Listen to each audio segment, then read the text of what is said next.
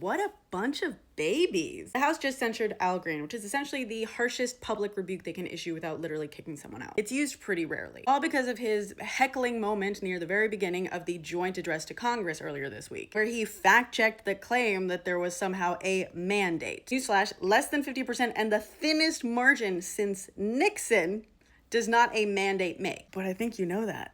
Otherwise, it wouldn't get to you as easily. Here's the thing. This was not like an abnormal outburst per se. Well, at least not compared to certain other people. You may remember Kevin McCarthy repeatedly having to shush his party for heckling during the State of the Union. MTG shouted liar when he pointed out that they were trying to sunset Medicaid and Medicare. Look how that's turning out. She also yelled about China a few times. Someone else yelled, "It's your fault." 2023 wasn't the first time, of course, nor was it the last. 2022, again, repeatedly heckling, including when he was talking about his son, a vet, passing away. Real classy, that lot. But she also heckled while he was talking about Rona, said something about women's sports, and then literally tried to start a build the wall chant. In 2024, just last year, she yelled, "Say her name," mid-speech, which he did.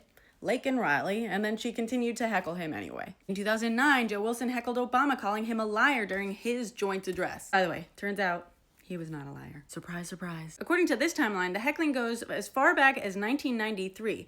In 1975, the first form of protest was just Dems walking out of a speech. Now, to be fair, Dems have booed, but so have they, and I've seen many clips of them booing that have not even made it to this timeline. 2018, 2019, more boos, and in 2020, Nancy tore up a speech after the speech was done.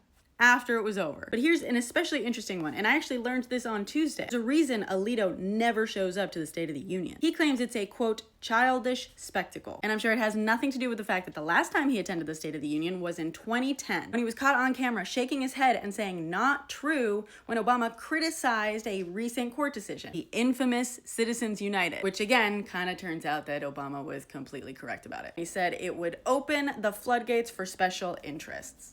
But here's the interesting thing, right? This article is 10 years old. And in it, Alito is quoted as saying, people who watch on TV have no idea what's really happening on the floor. There's a lot of back and forth. They keep up a running commentary. Some of it is pretty sharp. Kind of sounds like a zoo. And all this brings us to today. And the heckle the hecklers couldn't handle.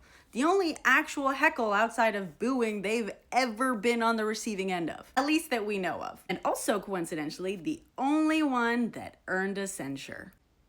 Interesting. Once again, just proving that you can dish it out, but you can't handle taking it.